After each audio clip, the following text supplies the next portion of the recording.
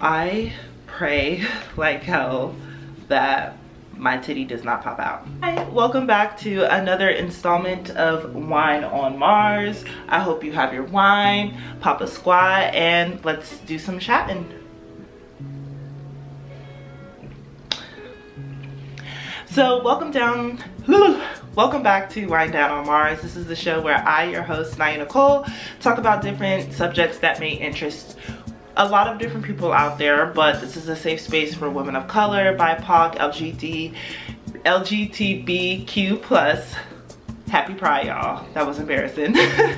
And we may talk about a recent event going on within the pop culture space, or just a piece of media that is on my noggin at the moment, or maybe we'll do a mental health temperature check and see how all of you Martians are doing, but we're always floating somewhere in between.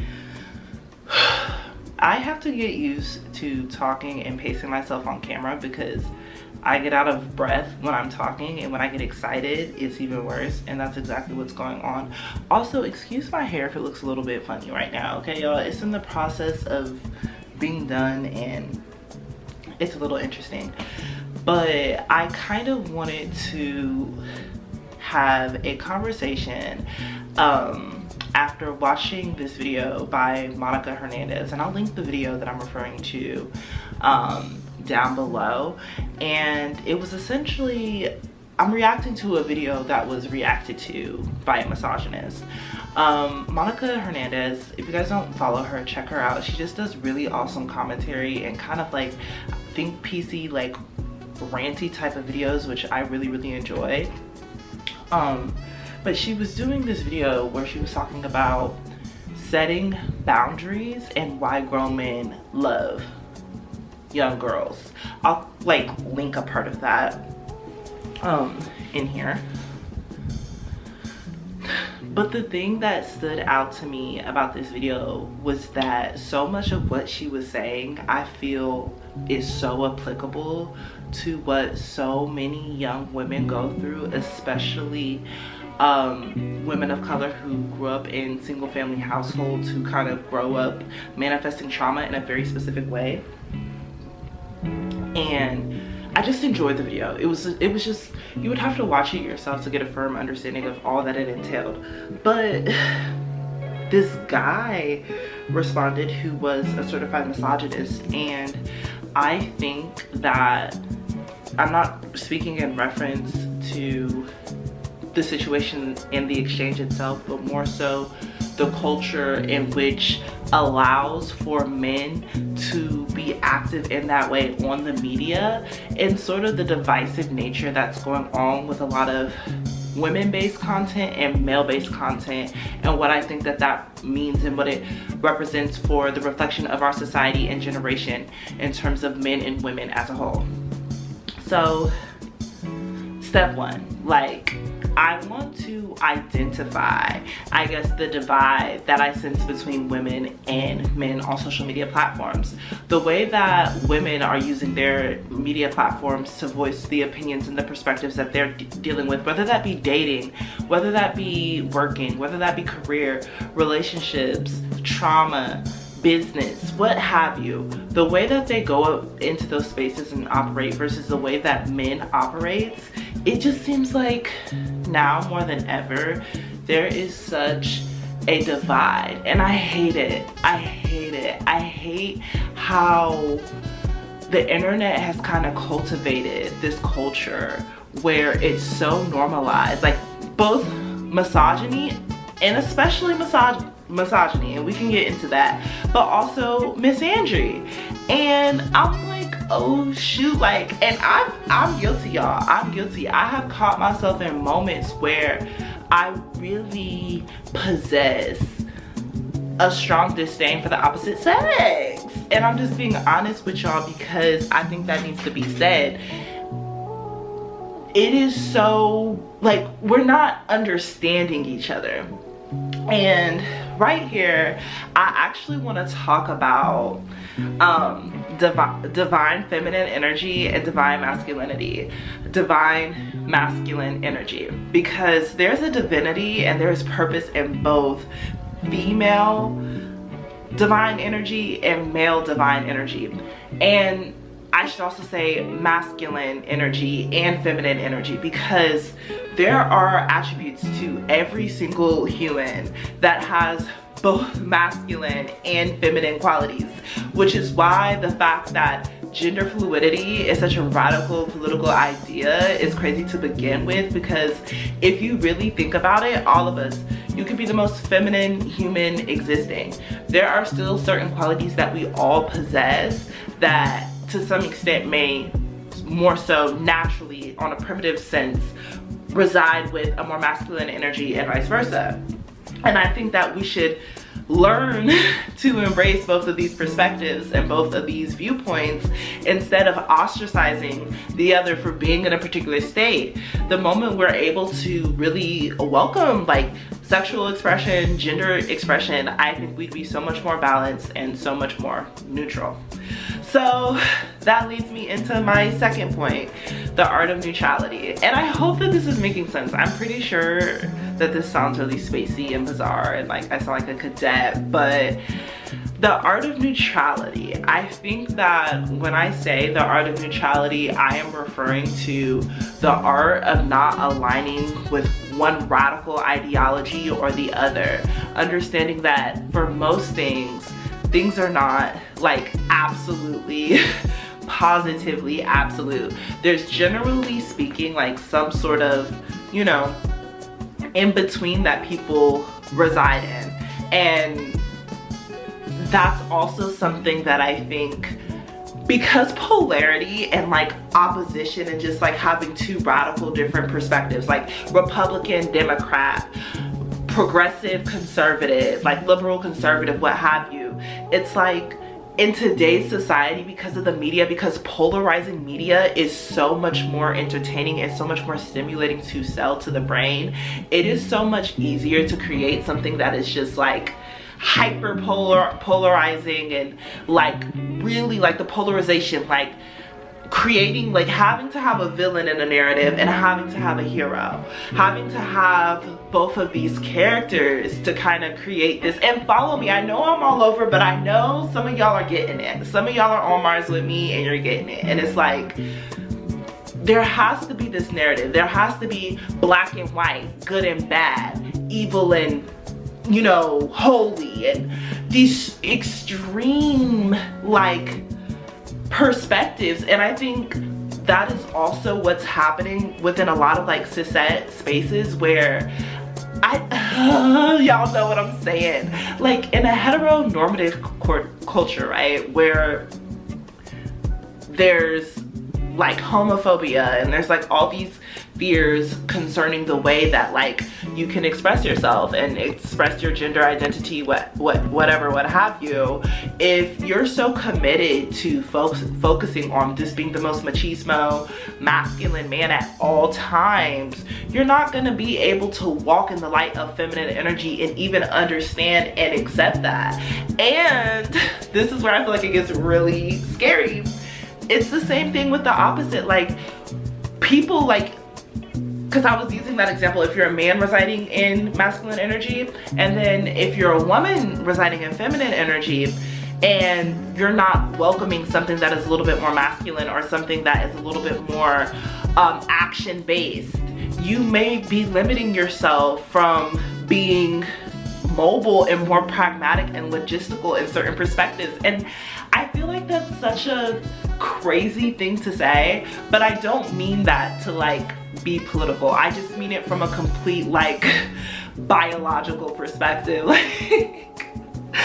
I hope you guys are resonating with what I'm saying. And it was just because I watched the reaction video and it was like 56 minutes and I resonated with everything that Monica was saying, but I think that this guy was not welcoming this like, and I don't even think what she was referring to was really something that was just hyper feminine. I think she was just talking, and I think because he has this perspective about women being forthcoming about what they deal with emotionally, he to some extent is rejecting his feelings and just the emotional aspect of womanhood.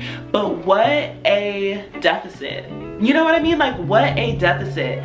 There's nothing more beautiful to me, oh my gosh, like I love being a woman. I love being feminine. I love being able to reside in my emotions and tap into my pragmatist mind sometimes, that like hyper masculine need at times to like, even the hormones of like testosterone, that is a hormone that is produced to like a lot of times, you know, have some sort of action behind it or have some sort of motion behind it. Whereas estrogen, which is more, it's a hormone that women usually have more of, or I should say cisgendered women. I don't know the PC way around that. Please don't drag me, y'all. Please don't drag me. I'm not like super PC. I'm just trying to make this point. That is more so something that resides in the state of emotions, like mitigating your emotions, dealing with your emotions. And I kind of want to get off of this because I feel so scared to even talk about this topic, because I know that I'm not the most like politically correct about it and it's not even making the most sense. But I say that all to say, I wish that we as men and women could be more friendlier with each other. Like, I hate that there's such a divide, and to some extent I guess that's just the nature of things. Like, maybe men and women are meant to have some sort of opposition, but I don't think so. Like, I want there to not be a hostility as a woman for me if I'm expressing something that isn't the most, like, if I'm in my feelings, like, oh, just being written off as a woman. And as somebody who also, as a Black woman, navigates a corporate, mostly white space, I can really write a whole book about this, y'all. Like, I am telling y'all, I can write a whole book about this, because there are so many times where you're just made to feel like you're just in your feelings, you're just being emotional, you're just being sensitive. But sensitivity and emotions also lead to a more productive work environment, 150%. Like, just being completely transparent and being like vulnerable and honest, it's going to literally eliminate spaces for confusion, frustration, contention, resentment, some sort of like unspoken thing within the workspace. Like, that's not fun, that's not lit. So let's learn to love each other a bit more, and let's learn to welcome things that like just let's stop holding ourselves to society's bullshit ass standards of what it means to be a woman and what it means to be a man, and be open to like hearing different perspectives outside of your own, because that's how we grow. That is how we grow, y'all. That's how we grow. But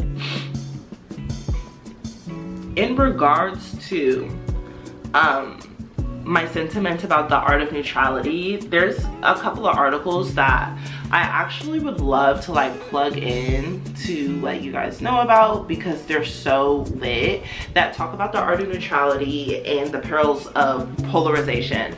That's actually something that I wrote like a soft like essay on, just the art of neutrality versus the perils of polarization, and the ways in which that sort of behavior and that sort of mindset can actually produce less stress, like the psychological benefits to it as well, and just like the practices that are also associated with practicing neutrality that have to do with a lot of like higher consciousness. And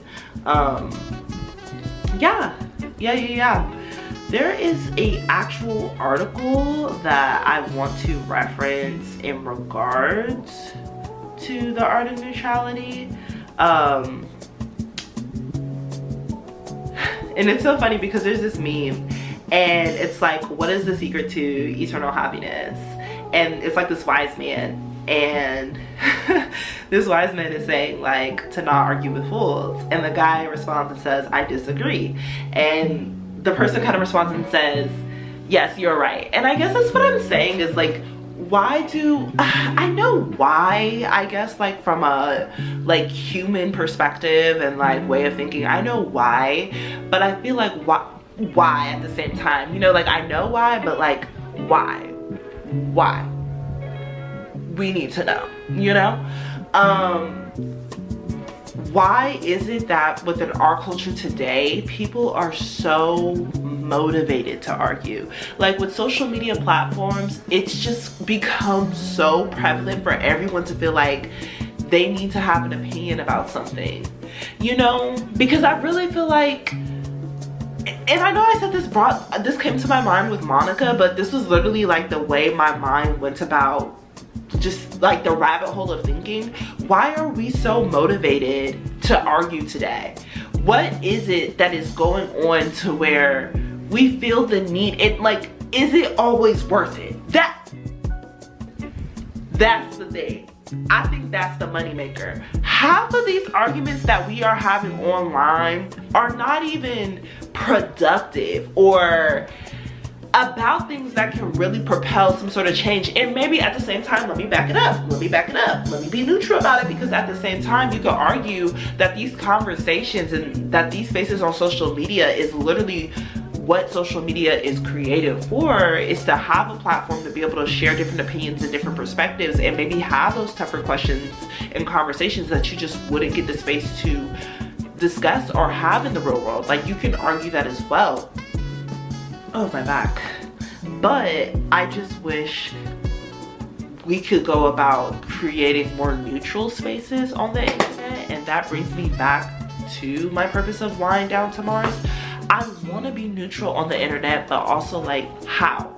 That's my question for y'all. Like, how can you, do you think that somebody can have a platform on social media and be successful and earnestly garner a community and an audience while being neutral, like not pushing themselves within the sphere of being associated with one specific sort of ideology, but just them as a creator? Like, but I guess, I don't know, I'm about to answer my own question, but like, I just want you guys to like talk about that down below. Like, how can somebody go about facilitating a neutral platform, a neutral space where it feels open to everyone, but also received by the people you want it to be received by, you know? I don't know, sound off below.